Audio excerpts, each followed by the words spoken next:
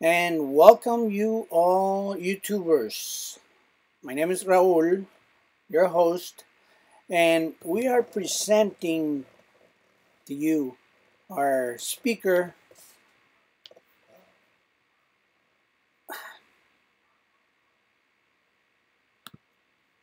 Reverend Nor Gregory L. Peck, ARR, Lieutenant Colonel. Um, Hi, Reverend Gregory. Can you tell us a little bit about the two constitutions that we are discussing today? Briefly, of course, we're gonna record a series of videos on the subject and perhaps expand to cover more ground on this very delicate issue. Okay. Um, Want me to just start? Okay. Well, first, you have to understand that this knowledge is not something that most people are aware of because they're not trained or not taught. Um,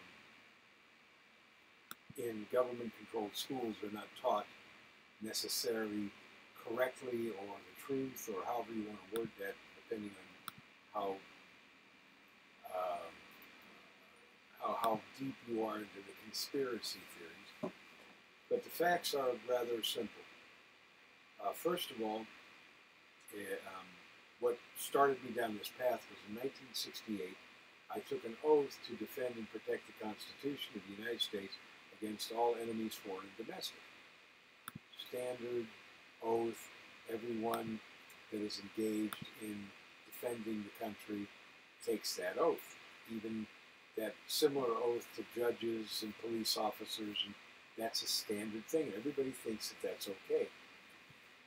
And then we're taught about the Constitution, and the Constitution was finally ratified in 1787. We swore our independence as a nation in 1776. But it took a while to come up with the correct wording and the correct structure that everybody could agree on. So in the first Congress was put together, if you want to call it that, and they voted and ratified the Constitution through the colonies to be, and this is very important. You have to understand what I'm about to say. The Constitution for the United States of America. That was what was ratified in 1787. Again, Constitution for the United States of America. And it was in upper and lowercase letters, as in capital C for Constitution, capital A for America, and U and S for the United States. It's very significant. And you have to also understand the first Constitution was for a republic. Everybody should know that because we take the Pledge of Allegiance.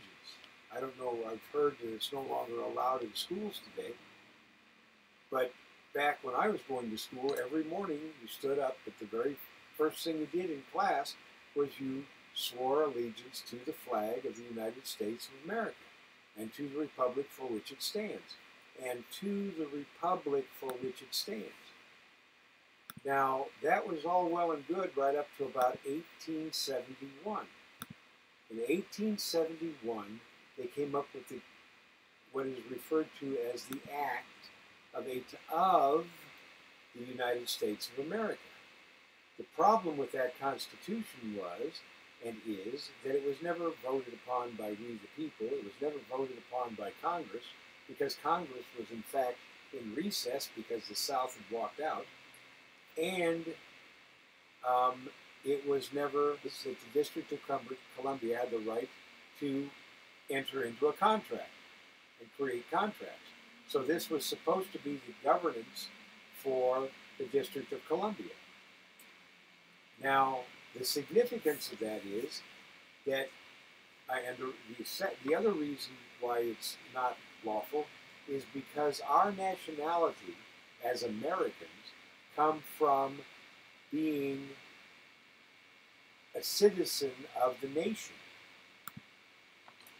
So if they change the government into a corporation, they're depriving we, the people, American citizens, of our citizenship. Because you can't be a citizen of a corporation. How could you be a citizen of Sears? How could you be a citizen of McDonald's? You might be able to be a member of some corporation, but you certainly cannot be a citizen of a corporation. Never mind the fact that a corporation has no lawful standing under the Republic and under the Constitution. So everything that has happened since 1871 is in fact unconstitutional and unlawful. That they operate under what is referred to as the color of law. And you want me to continue that? Because I can continue that right up to today. Well, that's a lot of information, Mr. Peck. I wanted to make emphasis on the topic that we're discussing is two constitutions.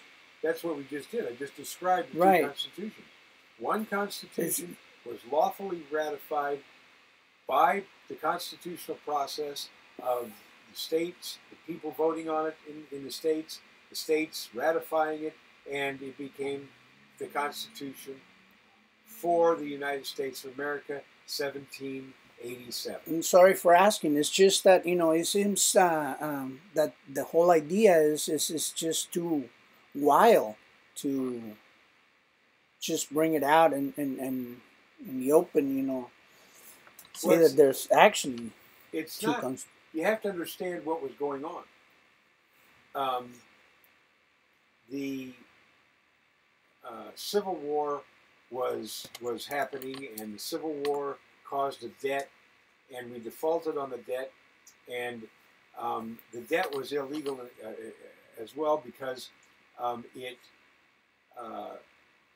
burdened the Republic and basically put the Republic in debt to the European bankers that the North had borrowed money from to engage in the war against the South.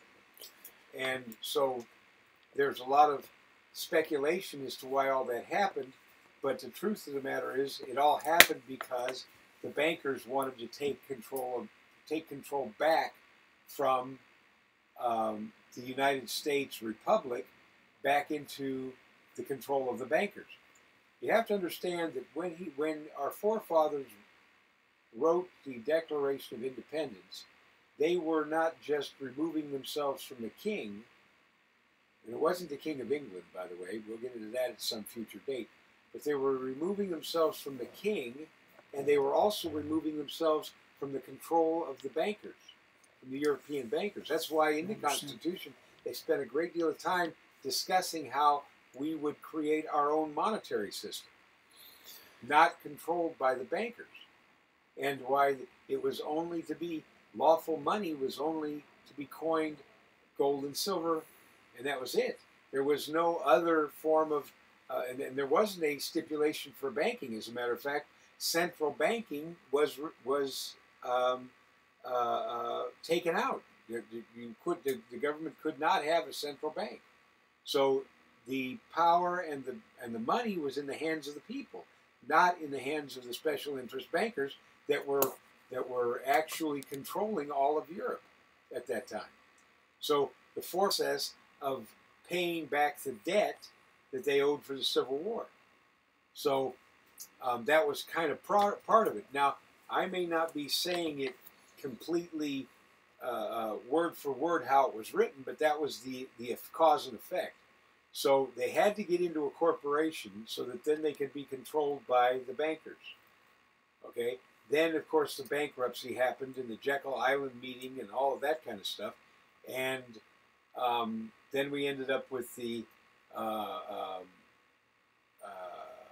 we ended up in our first bankruptcy, and that caused a collection agency to be created, which we know as the Internal Revenue Service, which is not a part of the United States government. It is a private corporation in Delaware.